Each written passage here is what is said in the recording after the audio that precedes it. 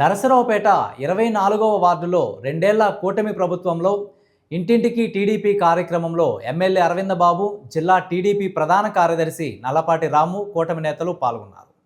కూటమి ప్రభుత్వంలో సంక్షేమ పథకాలతో పాటు అభివృద్ధి పనులు జరుగుతున్న నేపథ్యంలో అందరూ సంతోషంగా ఉన్నట్లు చెబుతున్నారని నేతలు తెలిపారు. వైసీపీ నేతలు జగన్ అవినీతిమయం, దుర్మార్గపు ఆలోచనలు అని ఎమ్మెల్యే చదలవాడ వైసీపీపై మండిపడ్డారు. రెండేళ్ల పాలనలో కూటమి ప్రభుత్వం సంక్షేమం అభివృద్ధిలో ముందుకు వెళ్తుంటే వైసీపీకి ఏదో ఒక ఎలిగేషన్ కావాలని టీడీపీ జిల్లా ప్రధాన కార్యదర్శి నల్లపాటి రాము అన్నారు. డిఎస్సి ఎంతో పారదర్శకంగా జరిగితే నిరసనలు, ధర్నాలతో అరాచకాలు సృష్టిస్తున్నారని, త్వరలో జరిగే లోకల్ ఎలక్షన్స్లో వైసీపీ లబ్ధి పొందాలని జిమ్మిక్కులు చేస్తోందని, ప్రజలు ఎవరూ నమ్మొద్దని జిల్లా ప్రధాన కార్యదర్శి నల్లపాటి రాము ప్రజలను కోరారు. వైసీపీ హయాంలో ఒక్క డిఎస్సి కూడా జరపలేదు. వచ్చే నవంబర్లో మరో 7,000 డిఎస్సి పోస్టులు పారదర్శకంగా జరపబోతున్నట్లు కూటమి నేతలు వెల్లడించారు. ఇవాళ గడప గడప కార్యక్రమాన్ని మొదలుపెట్టి రెండో వారం కూడా అయిపోతా ఉంది. దాదాపు 17వ తేదీ నుంచి మొదలు పెడితే ఇవాళకి 34వ వార్డు నుంచి 24వ వార్డుకి రావడం జరిగింది. ఈ పర్యటన వివరాలు ఏంటంటే, ఏదైతే మనం 5 ఏళ్ల క్రితం ఇచ్చిన హామీలు నెరవేర్చుకుంటూ ప్రజల దగ్గరికి వెళ్ళి వారికి హామీలు ఏ విధంగా నెరవేరినాయి, ఏదైనా హామీలు పెండింగ్ ఉంటే వాటికి కూడా న్యాయం చేయడానికి మేము ప్రతి గడపకి వెళ్తా ఉన్నాము. ఇవన్నీ కూడా మన ప్రీతం నేత నారా చంద్రబాబు నాయుడు గారి ఆదేశాల మేరకు, మరి డిప్యూటీ సీఎం పవన్ కళ్యాణ్ గారి పట్టుదల మేరకు, నారా లోకేష్ బాబు గారి ఆలోచన మేరకు ఈ కార్యక్రమాలు చేస్తూ ఉన్నాం. నిత్యం ప్రజల్లోనే ఉంటా ఉన్నాం. ప్రజలకు ఏదైతే అవసరమో దాన్ని నెరవేరుస్తూ ముందుకెళ్తున్న కూటమి ప్రభుత్వం టీడీపీ, జనసేన, బీజేపీ ఆధ్వర్యంలో ఈ కార్యక్రమాన్ని జరుపుతున్నాం. అదేవిధంగా మనం అన్ని కూడా సంక్షేమ కార్యక్రమాలే కాదు, అభివృద్ధి కార్యక్రమాల్లో కూడా ఈ ప్రభుత్వం ముందుకెళ్తా ఉంది. ఆంధ్ర రాష్ట్రం మరి ఈ నెల 1వ తేదీన భోగాపురం ఎయిర్పోర్ట్ ఓపెన్ చేసుకోవడం జరిగింది. వైసీపీ నాయకులు జగన్మోహన్ రెడ్డి కానీ, వాళ్ళ నాయకులు కానీ, ఎవరైనా కానీ వాళ్ళ ఆలోచనలు అన్నీ కూడా ఎప్పుడూ అవినీతి, దుర్మార్గపు ఆలోచనలు. నిజంగా మరి డిఎస్సి పేపర్ అవుట్ అయ్యి ఉంటే ఇంతమంది చదువుకునే బిడ్డలకి సీట్లు వచ్చాయి కాదు. ఎక్కడ కూడా పేపర్ అవుట్ అయినట్టు, లీక్ అయినట్టు కూడా తెలియలేదు. నిజంగా లీక్ అయితే మీరే మరి ఇంటెలిజెన్స్ సర్వే పెట్టించుకోండి, లేకపోతే ఈడీ సర్వే పెట్టించుకోండి, ఎవరు కూడా కాదంటలేదు.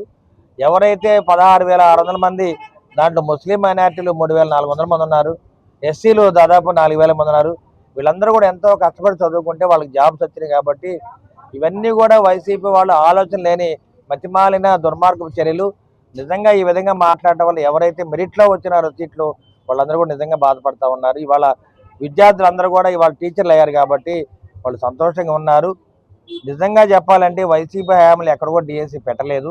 అది ఓర్చుకోలేక వాళ్ళ ముసలి కన్నీరు గారుస్తున్నారు.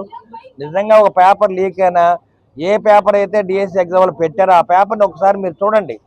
నేనైతే డిఎస్సిలో ఉన్న ఎగ్జామ్స్లో ఉన్న క్వశ్చన్లు మొత్తాన్ని కూడా తెప్పి చూశాను.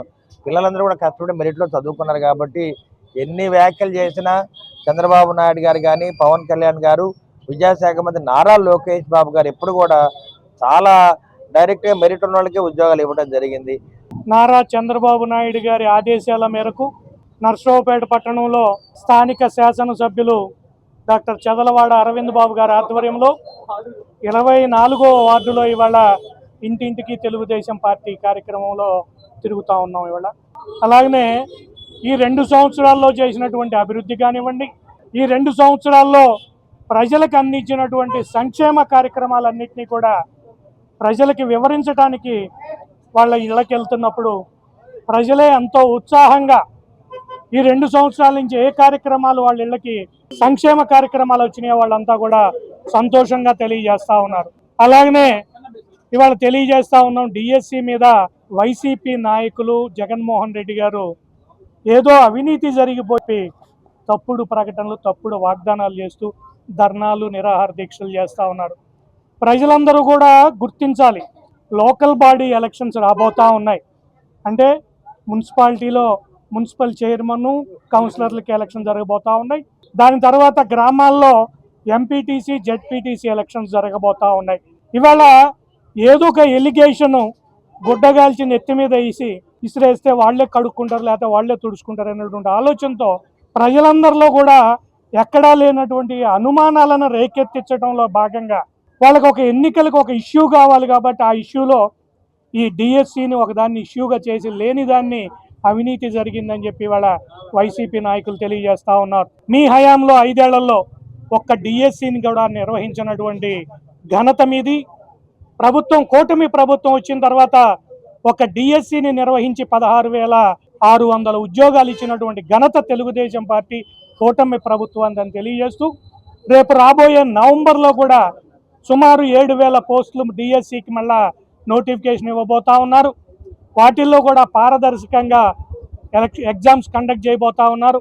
ఎవరైతే మెరిట్ విద్యార్థులు ఉన్నారో వాళ్ళకి తప్పనిసరిగా వాళ్ళందరికీ కూడా సెలెక్ట్ అయ్యే విధంగా కాంపిటీషన్స్లో ఎటువంటి అవకతవకలు లేకుండా డిఎస్సి నిర్వహించబోతా ఉన్నారు.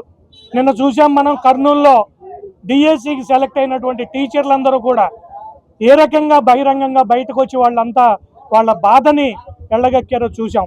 కాబట్టి ప్రజలంతా కూడా గమనించాలి. రాబోయే లోకల్ బాడీ ఎలక్షన్లకి ఈ వైఎస్సీపీ వాళ్ళు జిమ్మిక్కులు చేస్తూ ఉన్నారు. ఆ జిమ్మిక్కులు నమ్మవద్దని చెప్పి కూటమి ప్రభుత్వం తరపున మేము వాళ్ళందరినీ కూడా రిక్వెస్ట్ చేస్తూ ఉన్నాం.